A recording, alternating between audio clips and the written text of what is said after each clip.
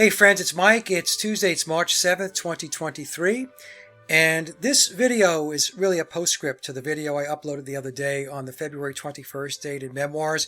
And I concluded, based upon information I received from a source of mine who was well versed in the occult, that the February 21st date is tied back to the Roman festival of Feralia. And the festival of Feralia was about honoring the deceased. Now, in Memoirs, when Tom and Billy bring up the February 21st date, it's within the context of Billy fulfilling his obligations and his contract with biological Paul. In other words, it comes to a conclusion. And for those of you who are familiar with the book or have read the book following my work, we know that Billy tells us he has this otherworldly or spiritual attachment connection to biological Paul, and that connection has been with him now for almost 60 years.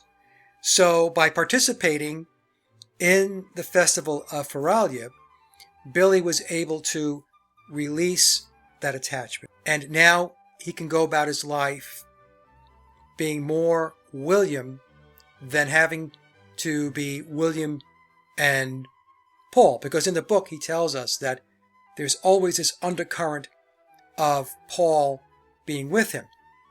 Now, if Billy opted not to participate in the festival in honoring Paul McCartney, based upon what Ovid told us, when the Romans did not recognize the day or did not participate as they should have, the spirits, as I mentioned, became restless and there were hauntings. So in order for Billy to close out his spiritual contract and to release the attachment, he went through this process or this ritual.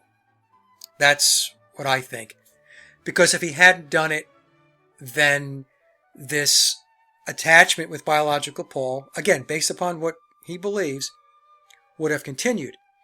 And some folks might ask, well, what's the big deal? He's been doing it for almost 60 years, 56 years. What difference does it make if it continues on until he passes away? And I thought about that because it's a good question. And I thought, well, I guess it would be like, let's just say that for almost 60 years, you have someone always hovering around you. Their presence is always there, and you never quite feel like yourself. In other words, you never have that sense of being an individual. You never feel like you're really you, because as I mentioned, you have that undercurrent. It's like, I think we've all had this feeling where you walk into the room and you could sense that there's something else going on in that room, or maybe somebody else is there. You can't see them, but you can sense a presence. And perhaps it was something like that. Maybe it was where, for all of those years, that's the sense or the feeling, whether it was an actual sense or it was perceived. In other words, it was in his head. Either way, it, in all likelihood, seemed real to him. And maybe it weighed him down. And he felt like that, although many times he could be himself, there was always this piece of him, based upon him believing he had this attachment, that didn't quite cut him loose and let him be 100% him. So, in other words, he might step out and do the bonzos, or he might step out and he would paint. He might step out and do classical compositions, but then he would be yanked back based upon this attachment that he claims that he has, and he would go back to doing stuff that was more what Paul McCartney wanted, right? Now, by the way, I know this sounds crazy, okay? I'm just trying to think through this stuff, all right? In any case, so that's what I think was going on. He had to do it in order to close out, and so that he can just be free of it. And now he can move forward from the 21st of February of this year till whenever he passes away and be William.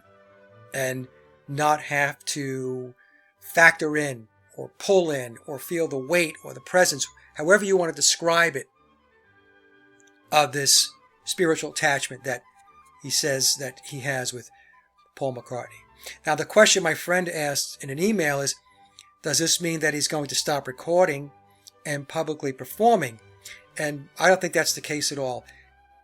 He has to always be Paul McCartney from a name perspective, from a recognition perspective.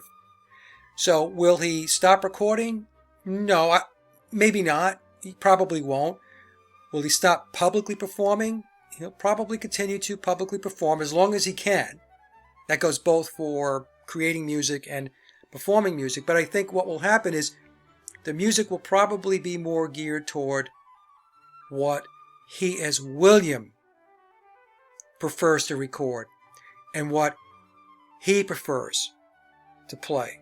I mean, wouldn't it be a riot, really, if during a concert or some show he starts playing a Bonzo Dog Band song, right? I mean, that would be just the icing on the cake. I mean, I don't know whether he's going to do that or not, but it would be great, right? I mean, that would clearly tell us that what he's telling us. I am William, right? I will. The song I Will. Anyway, so my friend also asked, so he won't come out publicly and tell everyone he is William Shepard. No, I've always said he's not going to do that. That any true disclosure would happen, in all likelihood, after he passed away. And I've been saying this for years, and I also said that even if he came out publicly and went in front of the mainstream media and said, I am not Paul McCartney, I am Billy Shears, most people would not believe him. The other piece of this, another reason why they wouldn't announce that he's not Paul McCartney and he's Billy Shears, is because of the role that the Beatles, and specifically Paul McCartney, plays in the evolution of a one-world religion, which would be tucked in under the one-world government. And if you read the footnote in Memoirs on page 557, it's all spelled out there. I'm not going to take you through it, but I've covered it in other videos. But Paul McCartney has been positioned as a graven Christ figure, a Messiah Savior figure. And Billy is an extension of that. So if he turned around and said, hey, I'm not Paul McCartney, then that would screw up their Messiah, Savior, one world religion concept or construct down the line. Also, it should be noted, though, in the footnote on page 557 of Memoirs, it talks about centuries from now. So when I'm talking about this concept of Paul being a graven Christ figure, this is not something that's going to take place next week or a year from now or 10 years from now or 50 years from now. They're talking about a long time from now. So what they're going to do is they're going to slowly evolve it. And they're going to develop stories that are going to build upon a foundation. And once the prior generations, you and I, are all gone, this mythology is going to be indoctrinated into future generations. This is what is explained in the footnote on page 557 of Memoirs.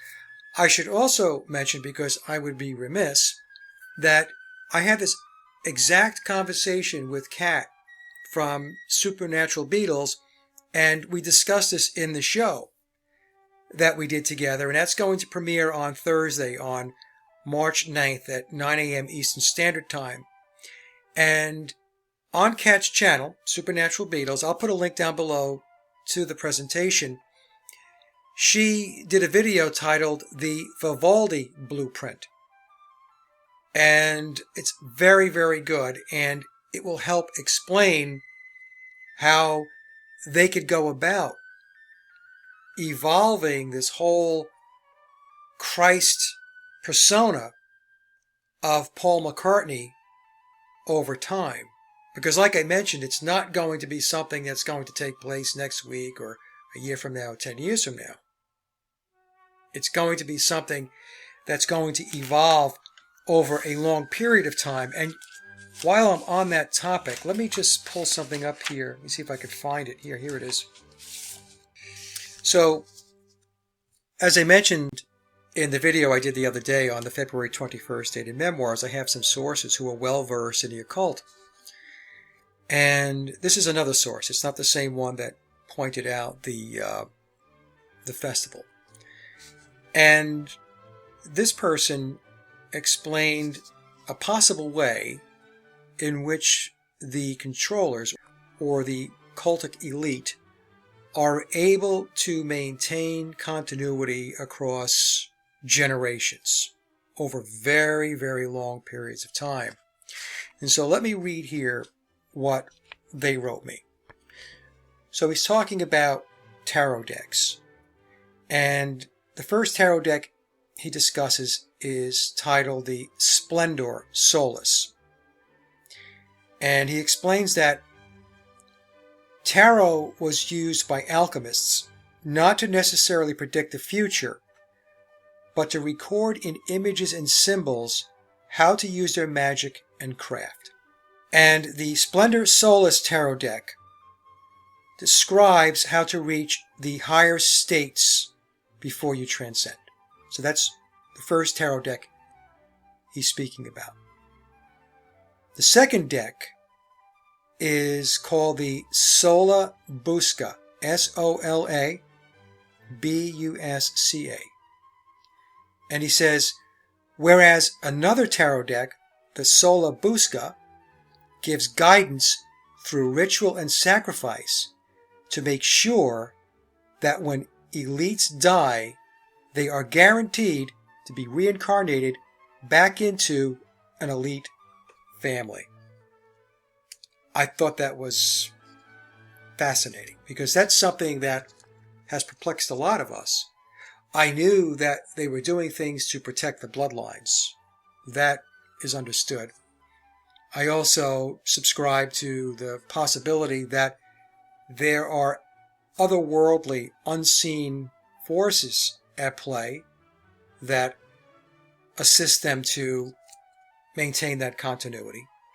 But what my source is telling me is that they are also using, in essence, sorcery, ritual and sacrifice to ensure that things stay together. So again, I thought that was, at the very least, food for thought. Okay? So with that, my friends, that is the video. I don't want to ramble on too much. Feel free to share your thoughts in the comment section. The comment section is open. Remember that the show with Kat, Supernatural Beatles, premieres on Thursday at 9 a.m. Eastern Standard Time. It was a great discussion. I think you're really going to enjoy it. And I think that'll do it. Okay, so have a great day, and we will talk soon. Thanks for listening.